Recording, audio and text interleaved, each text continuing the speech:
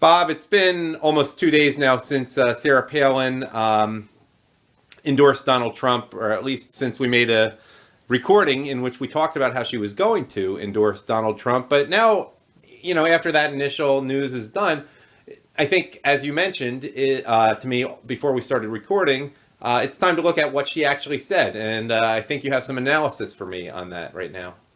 Correct.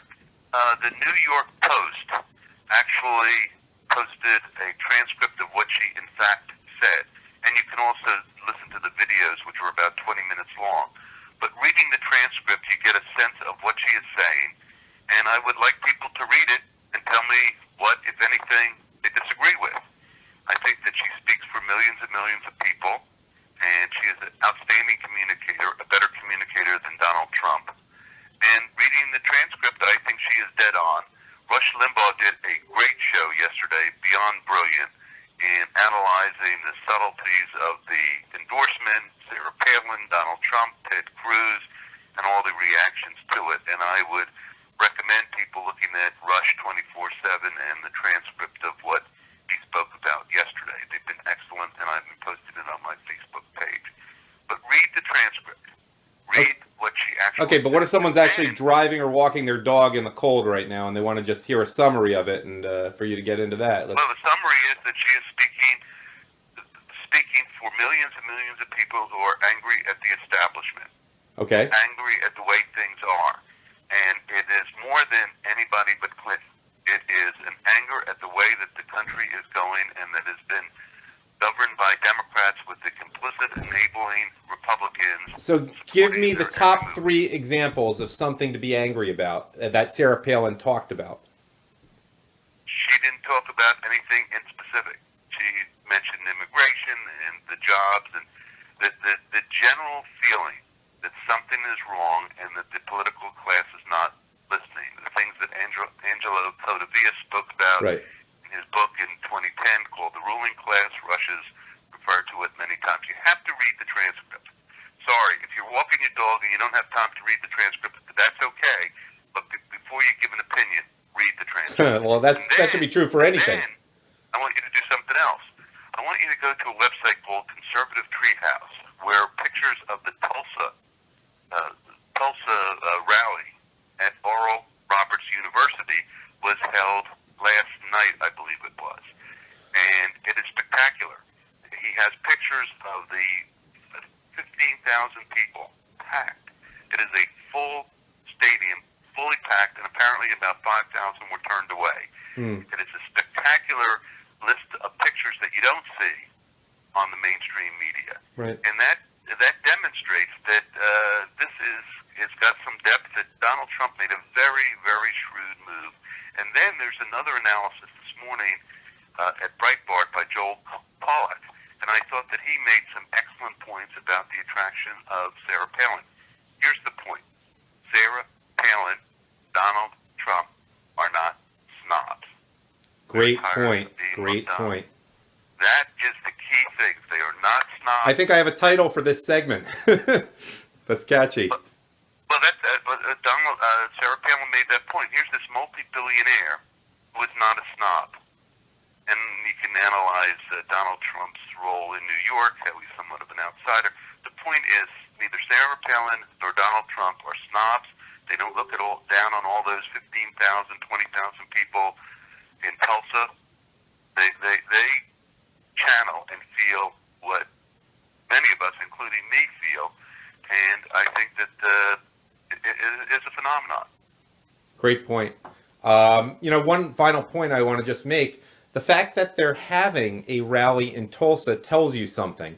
Because if you're not... Oral Roberts University after Liberty University, where he was well received at both places. Well, it's also showing a sort of confidence about battleground states. Let's face it, there's no reason for a Republican or Democrat candidate ever to set foot in Oklahoma. Every single candidate, every single county, I believe, in Oklahoma, certainly in 2008, I believe in 2012 too, went for the Republican presidential candidate. It's not like it's a battleground state.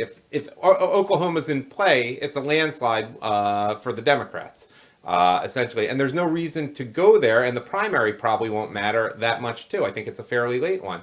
This is Trump really focusing on the national race, don't you think? I'm not sure. I don't know. I don't know why he went to Oklahoma. I agree that it is probably it's a red state, but he has gone there. Liberty University is in Virginia, which is a must-win state. Yeah. But he's looking. He's making the statement that he is reaching out to the evangelicals and to those people who believe in the Bible. Yeah. By the way.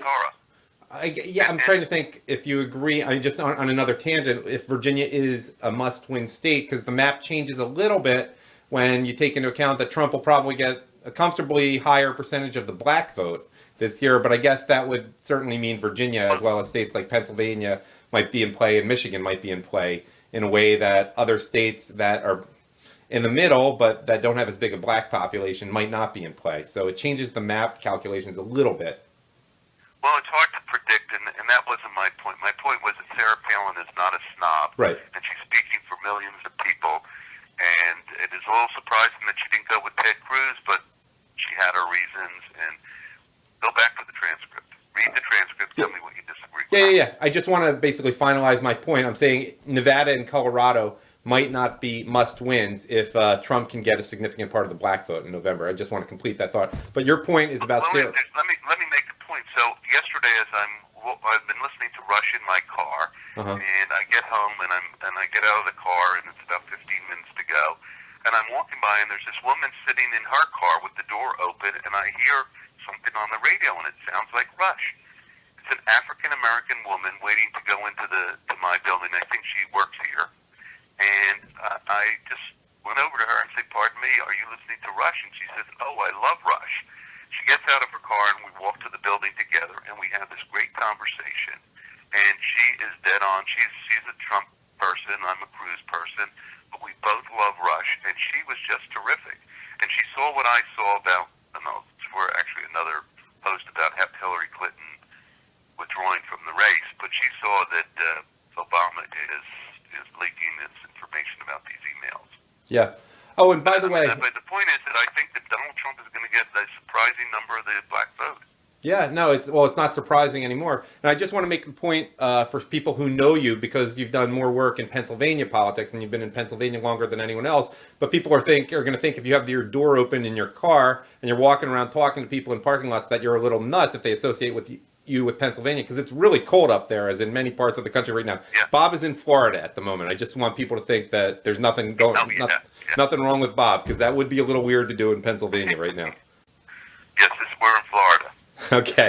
Which says a little bit more why an African American in Florida is not an African American in Philadelphia. Well, I'm not sure someone wouldn't say that in Philadelphia at the moment, but they just wouldn't be outside in a parking lot talking, being outside longer than they need to be in Philadelphia right now.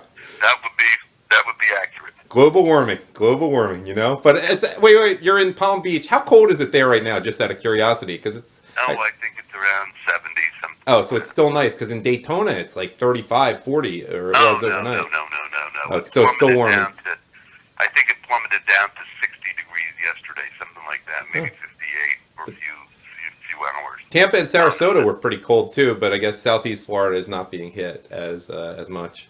All right, well, say hi to Rush Limbaugh if you run into him on the street down there. Oh, yeah.